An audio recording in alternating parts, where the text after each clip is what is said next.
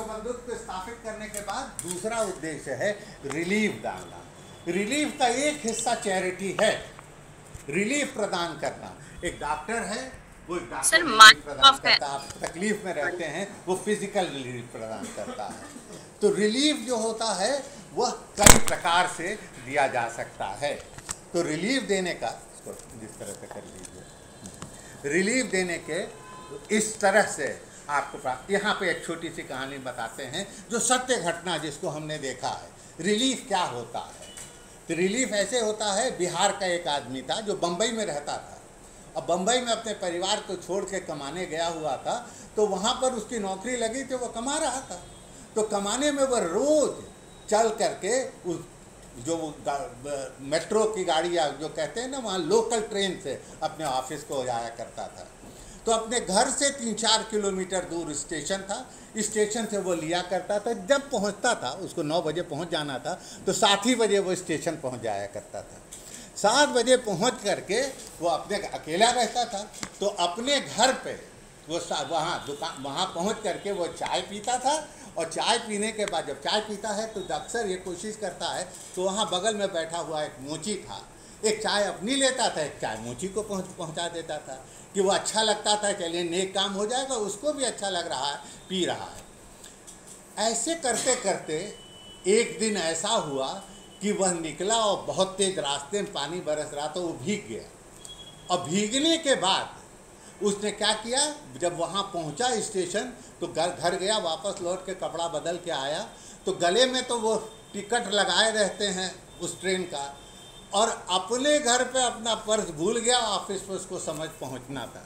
वहाँ पहुँचा तो देखा मोची भी बैठा हुआ पानी से भीगा हुआ है। अब न वो अपने चाय पी पा रहा है, न चाय वाले से कह पा रहा कि हमको उधार पर चाय दे दो। तो उसको अफसोस अपने ने उस मोची को देख करके हुआ।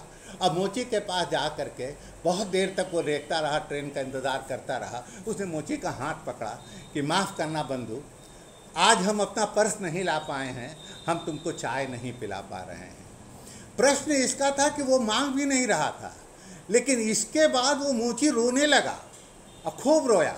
कहा आप तो ऐसे हैं, यहाँ लोगों का काम हो जाता, बम्बई है, 500-500 के कई नोट फेंक जाते हैं, लेकिन आज जो आपने चैरिटी किया, जो हमें सम्मान दिया, ये सम्मान ही रियल मैसोनिक चैरिटी है। तो चैरिटी इस तरह से नहीं होता कि आपने दे दिया, आप किस भाव से देते हैं, उसका कितना सम्मान करते हैं। जब हमने ज्वाइन किया तो चैरिटी करते थे, लेकिन चैरिटी इस प्रकार करते थे कि अगर दाहिने हाथ से चैरिटी कर रहे हैं, रिलीफ प्रदान कर रहे हैं, तो उसके सम्मान में ठेस न लगे, हमारा बायां हाथ तक वो न जानने पाए कि हम किसी का परोपकार कर रहे हैं। तो यही है, जैसे राजा के बात में कहा गया, राजा एक थे, जब भी दान करते थे तो उनका हाथ जब जैसे जैसे ऊपर दान के जाता था, उनकी आंखें झुक जाती थी। तब किसी ने पूछा उनसे, है राज ये क्या है, क्या है ये रीत, जो जो कर नीचे हुए त्यों त्यों नैने नीत।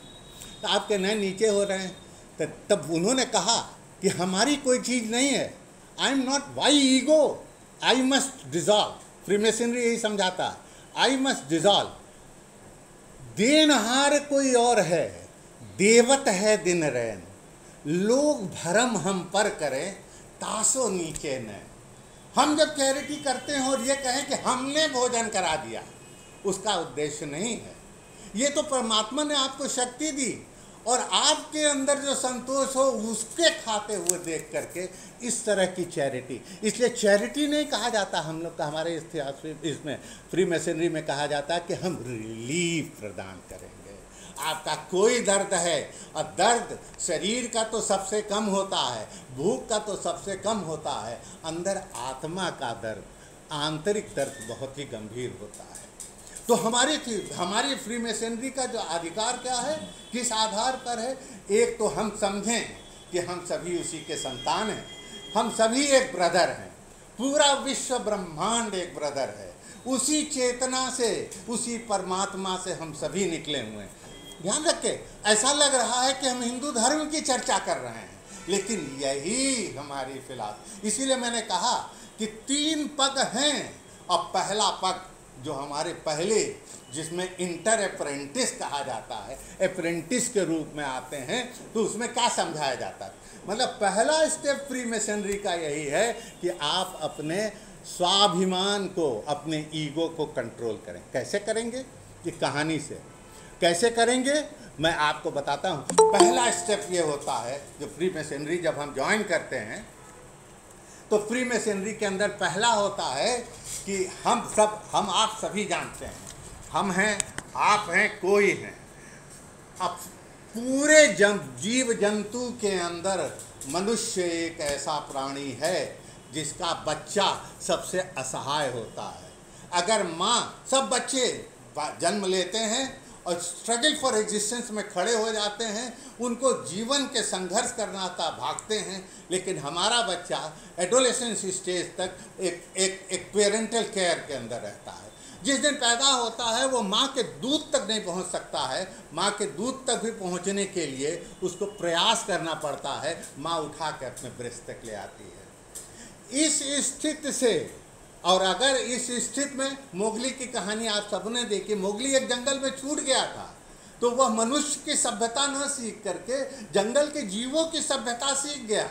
जीव जिस प्रकार से रहते हैं, जिस प्रकार से खाते हैं, उस प्रकार का रहना खाना हो गया, उसकी भाषा समझने लगा। और जब उसको पहले, जैसे कहानी में कहा, जब उसको पहले मानव सभ्यता के अंदर लाया गया तो वो दुखी था, उसमें एडजस्ट नहीं कर पा रहा। तो जिस सर्कमस्टांसेस में आज हम जिस परिवार में पले हुए हैं, जिस संस्कार से हम रहे हुए हैं, वही संस्कार है परिवार हमारा। अगर हम आज इटली में रहे होते तो हम इटालियन, स्पेनिश में रहे होते, स्पेनिश रहते, वही खाना, वही व्यवहार, वही जो परिवार के अंदर से मिला है। तो मनुष्य जो जन्म लिया है, पहला जो स्टेप समझाया जाता है फ्री मेसनरी में, वह कितना असहाय अंधा रहता है, उसके पास करने को कुछ नहीं रहता है।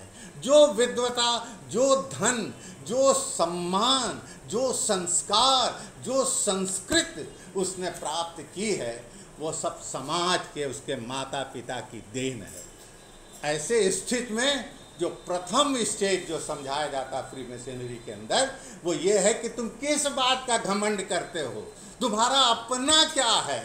उससे मांगा जाता क्या तुम्हारे पास 1 रुपया है, तो वो 1 रुपया देने के सक्षम में नहीं रहता है। जबकि वह कौन बन सकता है? एक एलाइट इसका मेंबर बन सकता है।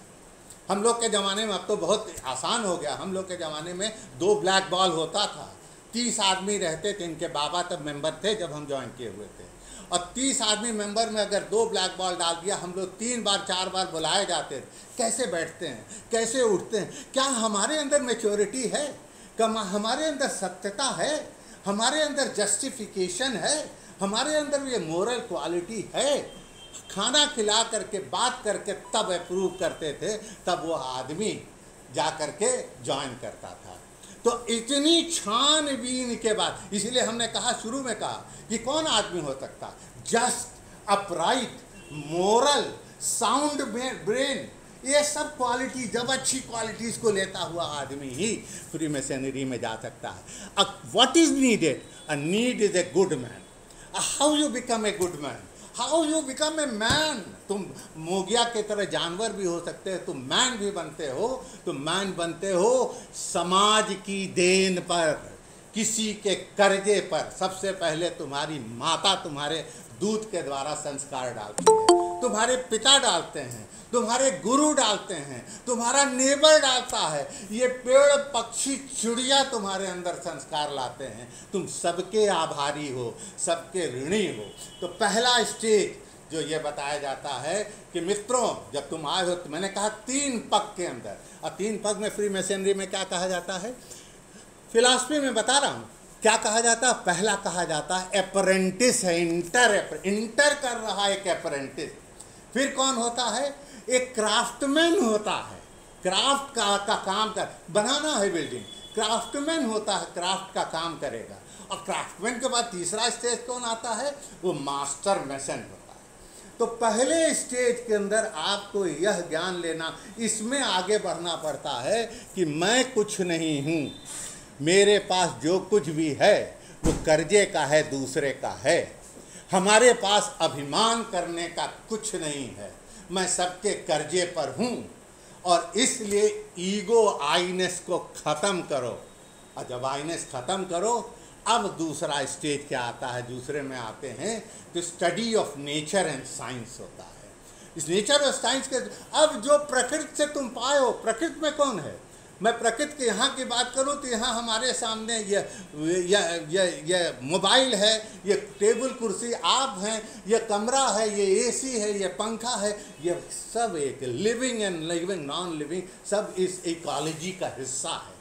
तो प्रकृति के अंदर इस प्रकृति के बारे में जानो, इस प्रकृति के एहसानमंद हो और नेचर करो। अब तुम्हें अपने कर्ज को चुकाना है। कर्ज कैसे? श्रम करके हो। तो सेकेंड पार्ट जो हमारे जो दूसरा आता है, फेलो क्राफ्ट आदमी कब होता है मिशनरी के अंदर? जब उसका ईगो ख़त्म हो जाता है, उसकी चेकिंग होती है। जब ईगो ख़त्म हो जाता है, समझ जाता है, संस्कार उसके अंदर आ जाता है कि मैं किसी के कृपा हूँ, मेरे अंदर जो आज धन है, जो धन अर्जित करने का, ज्ञान अर्जित करने की जो शक्ति मेरे अंदर आई है, ये ज्ञान अर्जित की शक्ति और ये सब मेरे कृपा, उनकी कृपा की देन है। ये सबकी कृपा की देन है। इस हम इतने सक्षम, उसमें एक रिचुअल आता है, उसमें एक आप जब बताते हैं तब उसमें रिचुअल आता है, आपसे कहते हैं क्या एक पैसा भी दान कर सकते हो गरीब के लिए?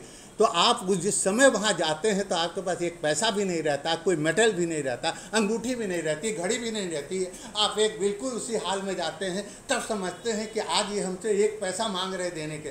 तब उनके समझ में आता कि मैं था क्या, और आज जो स्थित है वो दूसरे के। अब दूसरा है यहाँ जहाँ ये आया, ये ज्ञान, यही सच्चा ज्ञान है, यही ब्रह्मचर्य का ज्ञान है। तो तीसरा जो लेवल है वो ट्रुथ है। ट्रुथ क्या है? जो कभी नाश न हो। तो नाश न कहो, जो अमर है वो भगवान है, वो परमात्मा है। तो हमारी थियोसॉफी, हमारी जो फ्री मिशनरी है वो 3 पर बटी हुई है। पहली जो है ब्रदरली लव। क्यों ब्रदरली लव? कि हमारे और आप में कोई भिन्नता नहीं है, हम आप एक दूसरे इकोलॉजी का है, वी आर ऑल इंटरलिंक्ड। हम यहाँ बोल रहे हैं, हम अगर जो कर रहे हैं पूरे ब्रह्मांड को हम प्रभावित कर रहे हैं। पेड़ पक्षी से हम लगे हुए हैं। आज जो सबसे बड़ा गिद्ध खत्म हो गया है, गिद्ध के खत्म होने से स्कैवेंजर्स खत्म हुए हैं, आज कई तरह की बीमारियां आ रही हैं। तो हर छोटी चीज, चूहा मर जाए, सांप को खत्म कर दिया जाए, सांप मार दीजिए, चूहे की संख्या बढ़ जाएगी, और चूहे बढ़ जाएंगे तो प्लेग होगा। हमारी आपके जीवन चूहे पर निर्भर है, हमारी आपकी जीवन सांप पर निर्भर है, इसलिए हम उसको नाग देवता करके पूजते हैं। तो यही कहा ब्रदरली लव। इस पूरे ब्रह्मांड एक साथ जब जुटा हुआ है और सबके अंदर एक समानता है, सबके अंदर एक लगाव है, एक लिंक है, और इसलिए हमें ब्रदरली लव समझना है। अगर हमको अपना विकास करना है, हम दूसरे के विकास, ये गरीब हैं इनको खिला करके हम अपना उत्थान नहीं कर सकते, और वो भी अभिमान के साथ खिला करके तो कतई नहीं कर सकते हैं। तो कब हम अपने को इम्प्रूव करेंगे? जब हम अपने अंदर अपनी कमियों को झांके। बुद्ध कहते हैं misery is not outside, misery तो सब तुम्हारे अंदर है। तुम्हारी डिज़ायर, हमारे पास बड़ी गाड़ी नहीं है, हमारी डिज़ायर हमको दुख पहुंचाती है, वो गाड़ी नहीं हमको दुख पहुंचा रही है। अगर हम इस डिज़ायर से ऊपर हो जाएं तो हम पहुंच जाएंगे। ये इतनी अच्छी संस्था है जो दूसरे को कल्याण करके नहीं कहती है कमी तुम्हारे में है तुम बनो। दूसरा स्टेज इसीलिए मैंने बताया है कि वो रिलीफ है। रिलीफ कैसे होना चाहिए? विदाउट ईगो होना चाहिए। रिलीफ एक कैसे होता है? बाय वर्ड्स होते हैं, बाय एक्शन हो सकता है, बाई किसी फॉर्म के अंदर ये रिलीफ दिया जाता है। और तीसरा क्या है कि परमात्मा ट्रुथ को पहचानो।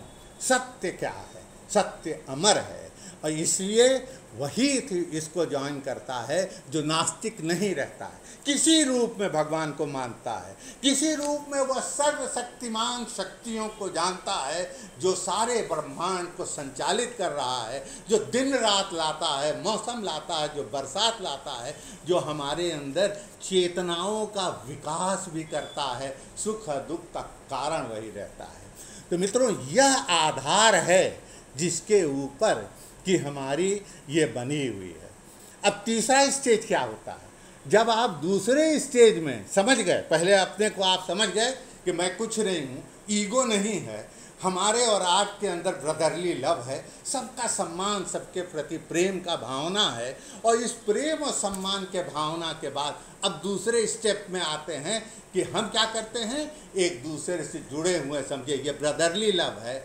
और दूसरा, जब हम रिलीफ पहुंचाते हैं, और रिलीफ हमने बताया ना कि वह आदमी, ये सच्ची घटना पटना से, वह जो भिखमंगा था, जो वहाँ जूता बनाता था, भीख मांगता था, जूता बनाता था, वो रोने लगा कि ऐसे लोगों का काम हो जाता है, यहाँ आकर के 500-500 की गड्डी हमें दे जाते हैं कि उनका लाखों करोड़ों का काम हुआ।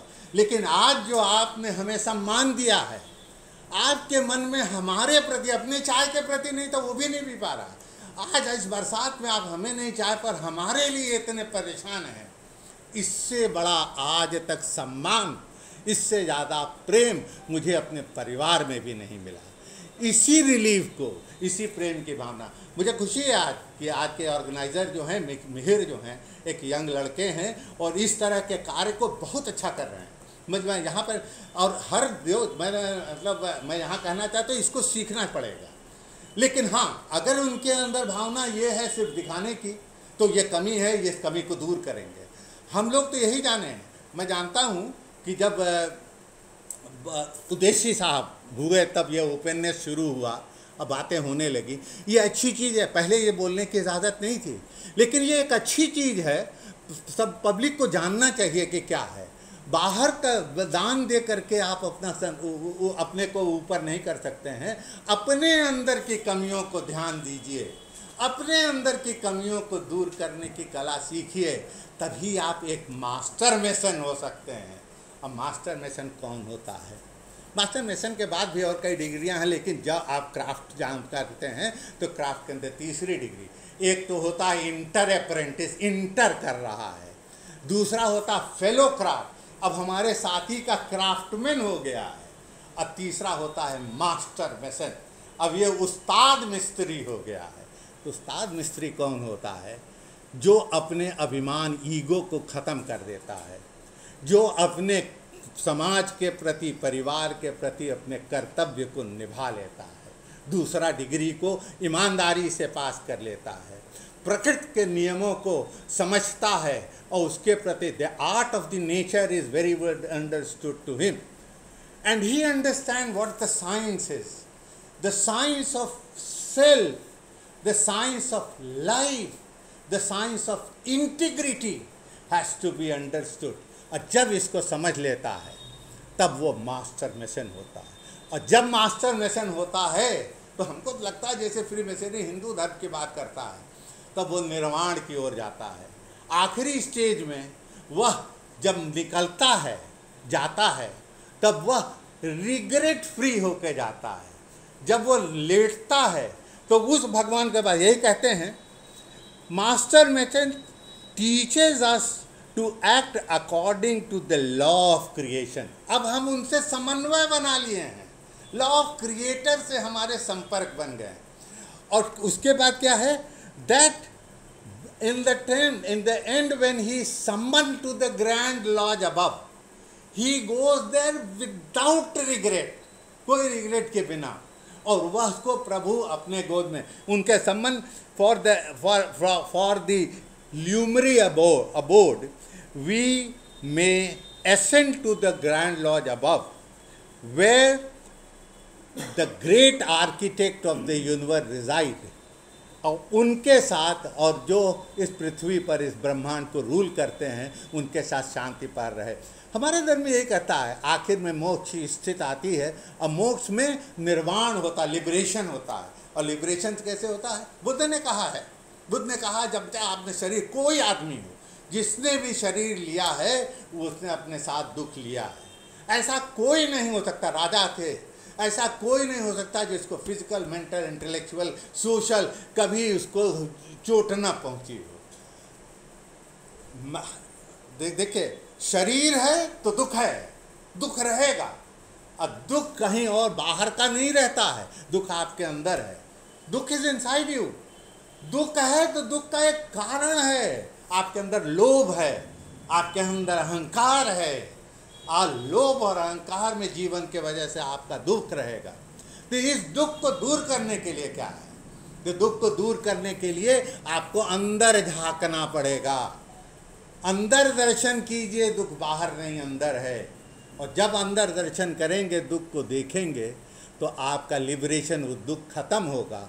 और जब दुख से मुक्त हो जाएंगे, तब जीवन मरण के इस बंधन से भी मुक्त हो जाएंगे, जिसे सैल्वेशन कहते हैं, जिसे लिबरेशन कहते हैं।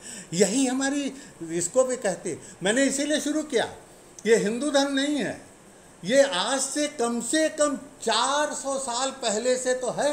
16वीं 17वीं शताब्दी में पहली मैसोनिक मीटिंग लंदन में हुई थी, और लंदन में होने के बाद यहाँ पर भी 142 साल पहले लॉज खोला गया था। लॉज खोला गया था किस उद्देश्य से? इसी उद्देश्य से कि हम युद्ध कर रहे हैं, हमारे अंदर जो मानवीय गुण है वो मानवीय गुण खत्म न होने पाए, हम एक अच्छे मनुष्य में निर्मित हो सके। इसी उद्देश्य से फ्री मैसनरी लॉज खोला गया। आज गोरखपुर का लॉज भी 142 साल अपनी उम्र पार कर लिया है, और इसका उद्देश्य यही है। और इसके उद्देश्य के लिए सिंबॉलिकली इसको जब पूछा जाता है, ये कहा जाता है किसका, what is a free masonry. जब एक बात ये कहा गया कि फ्री मैसनरी है क्या, तो कहते क्या हैं? Free masonry is a system of morality. एक आदर्श का, मॉरल का एक आधार है, सिस्टम है। कैसे समझाया जाता है? तो दूसरे में नहीं, जो विश्वास नहीं रखता उनको नहीं रखते। सिस्टम ऑफ मोरालिटी क्या कहते हैं, और कैसे है? व्हील्ड इन एलोगरी, उपमा के आधार पे।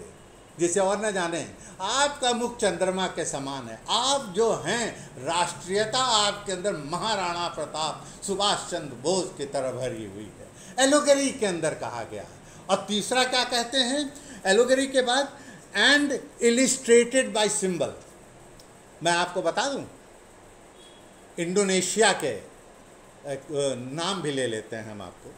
हमारे यहाँ के एक मेंबर गए हुए थे अपने उस मीटिंग के अंदर। हम लोग सिंबल से बात करते हैं, अगर हम आपसे हाथ मिलाएंगे या आपसे कुछ करेंगे, कुछ सिंबल्स हैं जिसको हमको बताना यहाँ नहीं है, तो वो उन्होंने उसको सिंबल से, उस राजा से जो बैठे हुए थे, उनके राजकुमार थे, उनसे हाथ मिलाया।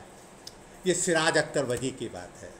इंडोनेशिया गए हुए थे, उन्होंने हाथ मिलाया, और हाथ मिलाने के जैसे आदत होती है, उंगली का जो पड़ाव था उन्होंने वैसा मिलाया जो कि सिंबल है, हाथ मिलाने का सिंबल है फ्रीमेसन का। वो थोड़ी देर तक चुप रहा, मिलाया, उसने भी वही किया। उसके बाद उसने पूछा क्या आप फ्रीमेसन हैं? तो कहा यस। आप कैसे जाने? क्या आपके हाथ मिलाने से हम जाने हैं। तो हमारा ये इलिस्ट्रेट कैसे किया जाता है? By the symbol. एंड उसके बाद उन्होंने उनको बहुत सम्मान दिया, अपने घर बुलाए मीटिंग के बाद, एक लॉजिकल मीटिंग के है। तो हमारी ये ऐसे देती है, और देती है इस सिंबल का छोटी सी एग्जाम्पल देके हम अपनी बातों को ख़त्म करेंगे कि और लोगों को कोई प्रश्न पूछना हो। अगर हम मिशन हैं, अगर हम मिस्त्री हैं, तो मिस्त्री एक औजार का इस्तेमाल करता है। तो औजार क्या है? हर स्टेजेस के औजार है। पहले स्टेज का औजार क्या है, इसकी चर्चा थोड़ी सी करते हैं। वो कहता है मिस्त्री क्या का औजार लेता है? मिस्त्री 3 तरह के औजार लेता है। जब शुरू में काम करने जाता है तो उसके पास एक स्केल रहता है, 12 इंच का नापने के लिए कितनी लंबी दीवार बनाएंगे, क्या करेंगे, एक स्केल रहता है। दूसरा उसके पास एक हथौड़ा रहता है, और तीसरा उसके पास एक चेजिल रहता है जिससे वो काटता है। अब उसका क्या काम है, ये सिंबॉलिकली समझाते हैं कि अगर तुमको अपने अभिमान को छोड़ना है तो किस रास्ते पे चलना है, किस हथियार का इस्तेमाल करना है। तो उन्होंने कहा पहला हथियार आपको एक स्केल लेना है। 12 फुट के स्केल को आपको 3 हिस्से में बांटना है। 3 हिस्से में क्या करना है? पहले हिस्सा तो आपको भगवान को देना है। भगवान ने जिसने आपको यह मानव शरीर दिया है उसके प्रति समर्पित करना। देखिए थियासफी कह रहा है। दूसरा हिस्सा क्या कहता है? दूसरा हिस्सा कहता है कि आपको अपने से सेवा करनी है, कर्म। You have to perform your duty, कर्म करना है। और कर्म करने के बाद क्या करना है? अपने में से दूसरे को सेवा करना है। सेवा कैसा करना है? Without detrimental to your relationship. ऐसा करना है कि उसके आन पे कोई ठेस ना। आपने खाना खिलाया और उसके आन में आया कि आप एहसान कर रहे हैं, हम गरीब हैं इसलिए आपने हमको खिलाया है। अरे आप कृतज्ञ रहिए कि आप खाए हैं, इस भाव से दीजिए, इस प्रकार से कीजिए। तो यह गुण होना चाहिए 3 स्टेजेस। और चौथा क्या होना चाहिए? कहते हैं कि हमारा आपका शरीर एक, हमको गेवल की ज़रूरत है। गेवल क्या है? कि हमारे अंदर ठोकर मारे। ठोकर किस चीज़ का मारे? हमारे अंदर जो अभिमान है, स्वाभिमान है, घमंड है, कुकर्म है। अगर हमको सत्य के रास्ते पर चलना है तो उस गेवल के द्वारा जो एक अनबिल्ट है उसको काटो, उसके इन चीज़ों को काट के निकालो। और फिर क्या है? उस पत्थर के अंदर मूर्ति दो। मूर्ति कैसे दो? वो चीजल के द्वारा ही उसके अंदर एक आकार बनाओ। ये आकार के द्वारा, ये आकार कैसे बनेगा? सेवा और एजुकेशन से बनेगा। दिमाग अगर भले कोई चीज़ निर्माण करता रहे, आज की परिस्थितियाँ बहुत भिन्न हैं, हमारे अंदर आपके अंदर विचार तरह तरह के आते रहें, दिमाग के विचार आने से ही आदमी आगे नहीं बढ़ता है। कर्म करना होगा। ही हैज़ टू चीज़िल की तरह करना। और चीज़िल कैसे आएगा? By thinking of the mind and giving an action to the hand. सोचो, कर्म करो।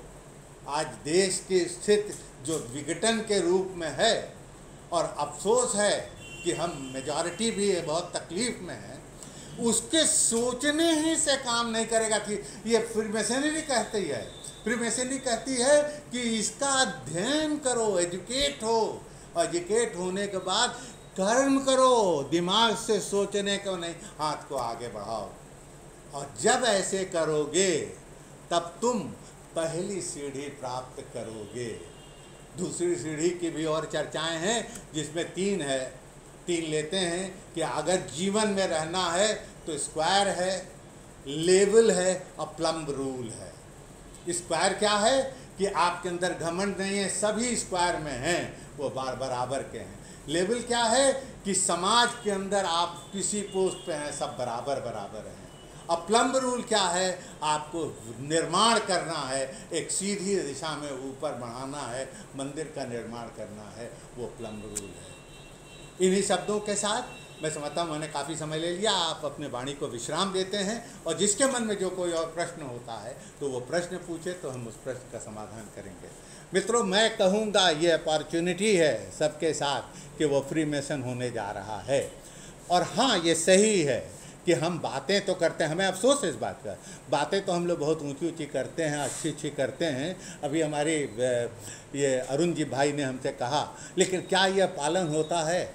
नहीं होता है। तो क्या पालन नहीं होता है तो केवल हम आपको उंगली दिखा करके चुप हो जाएंगे? अरे छोड़ो उनको, हम अपना विकास कर रहे हैं, चलो हम पालन करें, हम पहले अच्छा बने, और हम वो एक स्पार्क बनाएं जिससे जग सुधरे। इस उद्देश्य से फ्रीमेसनरी आगे बढ़ती है। धन्यवाद। Thank you for the kind listening and thank you very much.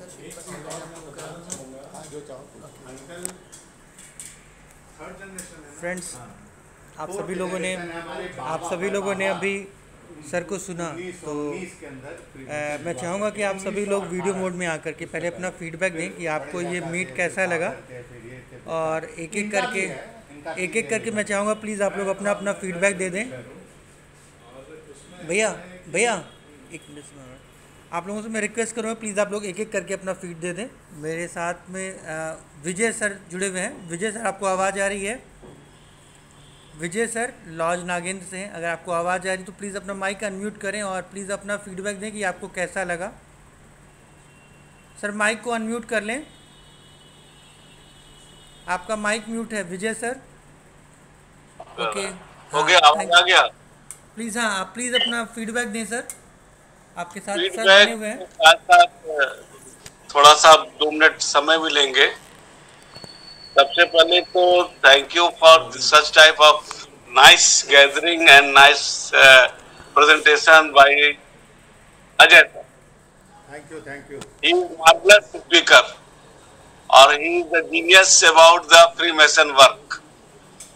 और हमारे गोरखपुर के फ्री मशीनरी के बहुत बड़े स्तंभ हैं और उन्होंने सारी बातें बहुत ही बखूबी ढंग से बता दी। मैं अगस्त 2008 से फ्री मेसन लॉज में हूँ, करीब करीब 16 साल हो गया और आज अद्भुत ढंग से सर ने बताया और जी आपको बहुत बहुत धन्यवाद इस टाइप का आयोजित करने के लिए। सर ने सारी चीजें बता दी, सर ने सारी चीजें बता दी। मैं एक चीज बोलना चाहूंगा, जो थोड़ा जोड़ना चाहूंगा, जो 16-17 साल का मेरे अनुभव रहा है, सारी चीजें ठीक है। उसके अलावा भी जो मैं बोलना चाहूंगा वो ये है कि हर व्यक्ति कहता है कि हम सफल होना चाहते हैं, लेकिन सफल व्यक्ति से ईर्ष्या करते हैं। मेरा ये कहना है कि आइए हमारे फ्री मेसन में a bunch of successful person है जिनसे आप बहुत कुछ सीख सकते हैं और जिंदगी में सफल बन सकते हैं। हम लोग क्या करते हैं, ऐसे लोगों से ईर्ष्या करते हैं। जो सर ने पर्सनालिटी के बारे में बताया और हम एक इंटरनेशनल ऑर्गेनाइजेशन में पर्सनालिटी डेवलपमेंट के ट्रेनर हैं भी, तो इस चीजों को बहुत कुछ जानते हैं कि अक्सर लोग जो है, हर व्यक्ति जिंदगी में सफल होगा लेकिन सफल व्यक्ति से ईर्ष्या करेगा। ये एक ऐसा प्लेटफॉर्म है जो रोटरी है, जेसीज है, अदर ऑर्गेनाइजेशन उससे अलग हटके हमारा है। और यहाँ पर जो सर ने बोला है वो निर्माण करने का है और निर्माण है व्यक्तित्व निर्माण जो अंदर से होता है। ये एक बहुत ही बखूबी ढंग से इसको बताया गया। इस पर इतना सर ने बता दिया है कि अब मेरे लिए कुछ बचा नहीं है बोलने के लिए और बहुत ही बखूबी, इससे अच्छा कोई मेरे नहीं मुझे लगता। और ये अनवरत जारी होना चाहिए। यस, ये एग्री करते जिन लोगों ने क्वेश्चन पूछा कि तमाम चीजें हम लोग कहते कुछ और है, होता कुछ और है, जिसने भी प्रश्न उठाया ये सही है और इन चीजों को ये हर जगह है।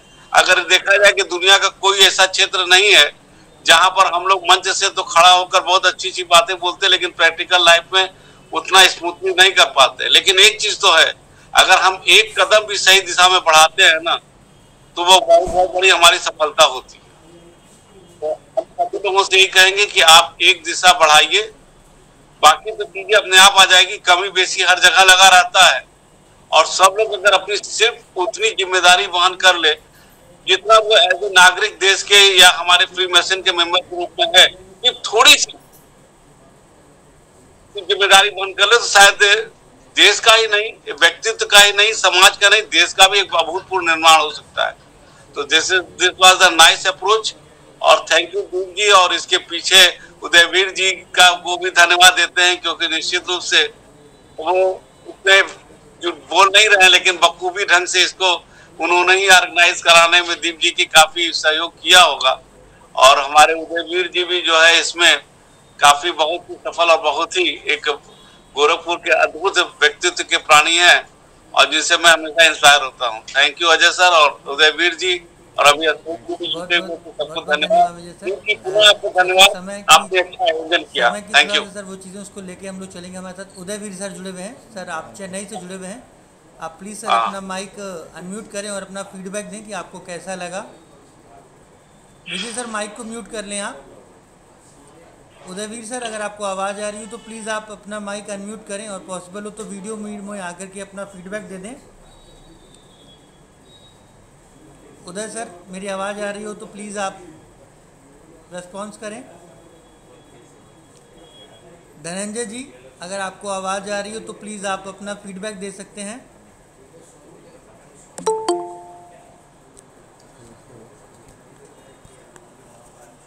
धनंजय जी आवाज़ आ रही हो तो प्लीज़ आप अपना फीडबैक दे दीजिए। राहुल जी, धनंजय जी, जो भी मेरी आवाज़ सुन रहा हो, अभी हमारे साथ SK ID से भी कोई जुड़ा हुआ है। दोस्तों आप लोग अगर आप लोग इस मीट में जुड़े हुए हैं और अगर आप लोग एक्टिव हैं तो प्लीज़ आप लोग अपना फीडबैक शेयर कर दें। हमारी गाड़ी लगी हुई है। राहुल आप अपना फीडबैक दें कि आपको कैसा लगा। ये पहली बार प्लैनेट एक्स और मेशंस फैमिली के बीच इंटरेक्शन है, तो आप प्लैनेट एक्स से हैं, आप बताएं आपको ये मीट कैसा लगा। अगर पॉसिबल हो तो अपना परिचय भी दे दीजिए। जी सर बिल्कुल, मैं राहुल मित्रम फ्रॉम राजस्थान भरतपुर से मैं बिलोंग करता हूँ। मित्रम में मैं सलाहकार के रूप में कार्य करता हूँ। मित्रम को जुड़े हुए मुझे 3 साल के लगभग हुए हैं। तो मित्रम के साथ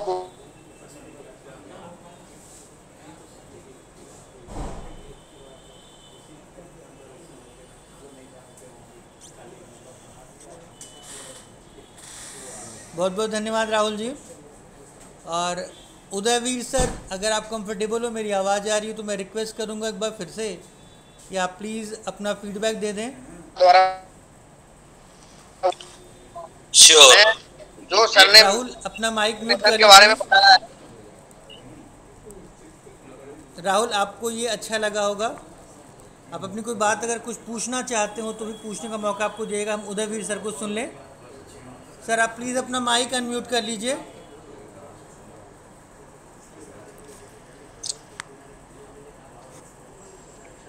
A very good afternoon to all my brethren, right gospel brother sir आपकी आवाज़ बहुत धीरे आ रही है sir. Ashok ji, please sir थोड़ा सा आप अपना right gospel brother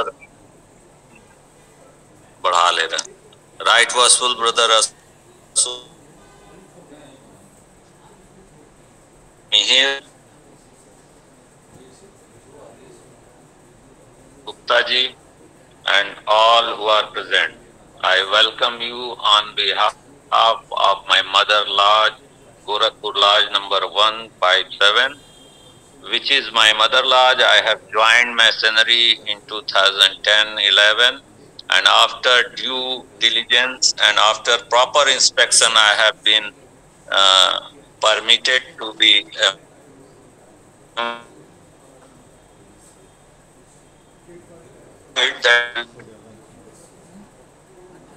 grand event, that is with non-nations. I've been a part of this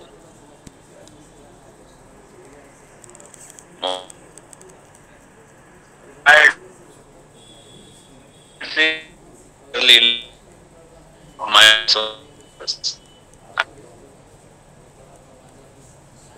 sir एक मिनट, आउट नहीं कर रहा हूँ, आउट नहीं कर रहा हूँ, एक मिनट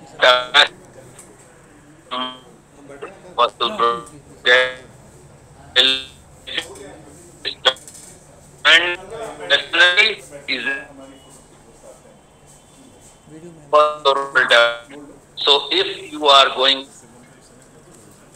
आप ही थोड़ा सा बोल दीजिएगा। improvement of your personality,